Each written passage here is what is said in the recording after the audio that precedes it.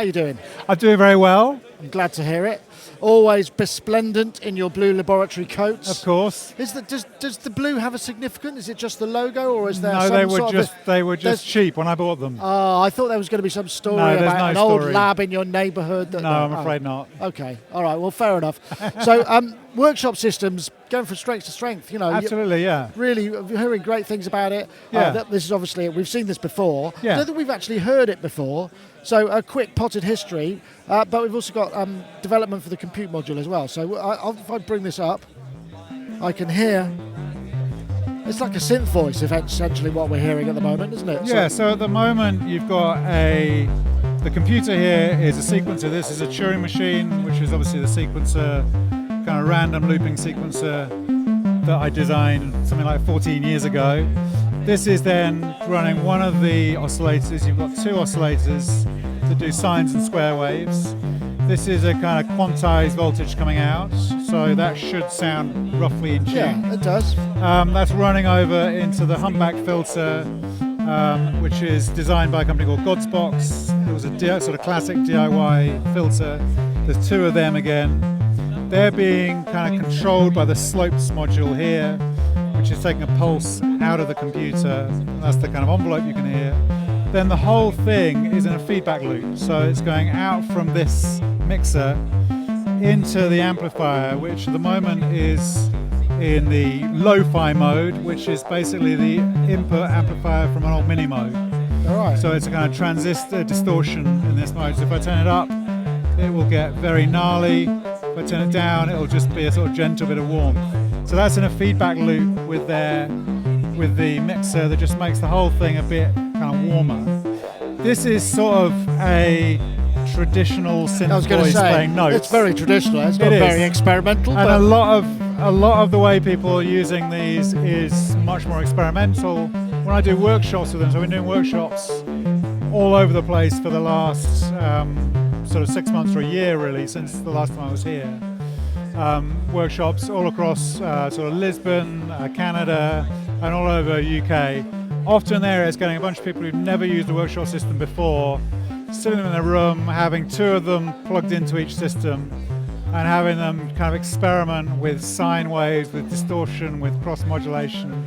So are you like a touring synth boffin professor? Is that exactly that your new role in life? It's exactly that. I go and turn up and people, and I don't do any boffining really. I just sit there, say, try this, and then they play, and they go, this is amazing, this is so much fun. So you're pushing synthesizers on an unsuspecting world? Yes. Right. Oh, well, I'm glad to hear you're doing well.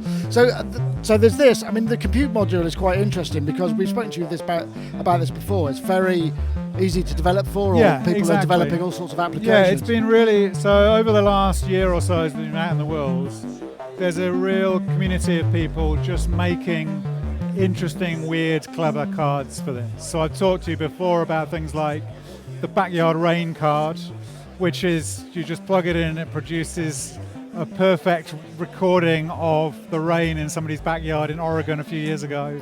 And as you turn the main knob, it sort of crossfades between different layers of recordings, so it gets heavier. So it's this kind of weird conceptual noise source. But so I mean, how much poke is there? I mean, how much DSP, how much compute is there? You can do a surprising amount with it. So the other thing that's happening at the moment is you've got Jake from RYK has just released a pack of cards that he's made for this. One of those is a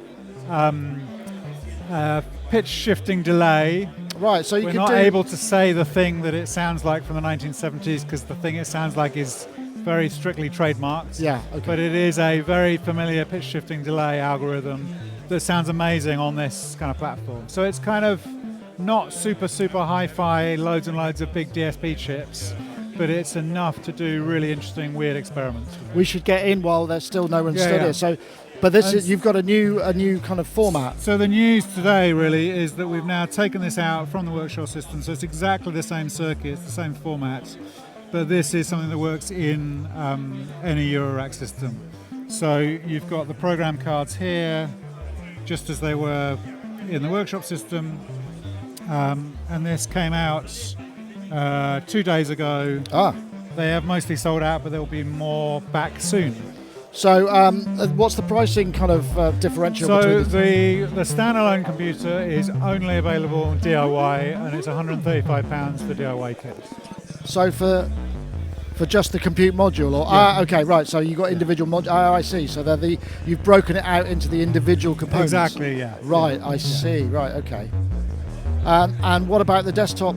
The kind so of the full thing, you can get a kit for £450, and it's a kind of, if you've done any DIY, it's a pretty accessible kit. You're just putting on the pots and the switches and the sockets. All the tiny components have been done sort of pre-soldered. But if you don't want to do that at all, you can get a fully assembled one, which is £750, right. And that's made by Thonk in Brighton. This gentleman over here is wailing on the system, which we'll just hear. Nice work. Tom, excellent. So where are you going next in the world to spread the gospel of I am in the synthesis? Netherlands, in Rotterdam next week for 2 days of build workshops, and then I am in Stockholm at the Electronic Music Studios there for 4 days of workshops. Wow. Have fun.